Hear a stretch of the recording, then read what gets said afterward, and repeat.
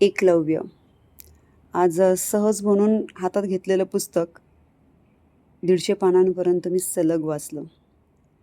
एवढी सिंपल साधी भाषा आणि त्यात एवढं आपण गुंग होऊन जातो ना, की खरंच खूप छान वाटलं मला. खूप दिवसानंतर असं पुस्तक वाचते की जे पुस्तक वाचताना मला रील्स आठवले नाही किंवा Facebook आठवलं नाही किंवा WhatsApp आठवलं नाही.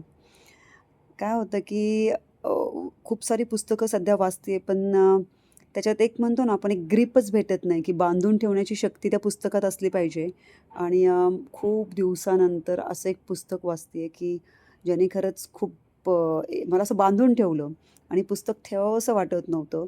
आत्ताही मी हा व्हिडिओ करते तर सहज पाणी पिण्यासाठी उठले होते. म्हणलं नाही एक छानसं आपण याच्यावर एक व्हिडिओ बनवूया. ह्याचं मुखपृष्ठ बघा किती सुंदर बनवलेलं आहे आणि खरं तर एकलव्य असं कुणाला माहीत नाही असं कोणी नसणारच आहे. द्रोणाचार्याकडे धनुर्विद्या शिकण्यासाठी गेलेला हा मुलगा म्हणजेच एकलव्य. पण त्याच्याबद्दल आपल्याला जास्त काही माहितीच नाही आहे, की त्याचं आधीचं आयुष्य कसं होतं, जेव्हा त्याने गुरुदक्षिणा म्हणून आपला अंगठा दिला, त्याच्यानंतरचं त्याचं आयुष्य कसं होतं.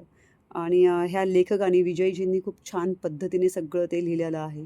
सिंपल साधी भाषा आणि मला वाटतं पुस्तकाची जमेची बाजूच ती आहे. प्रत्येकाने वाचावं असं हे पुस्तक. एकलव्य.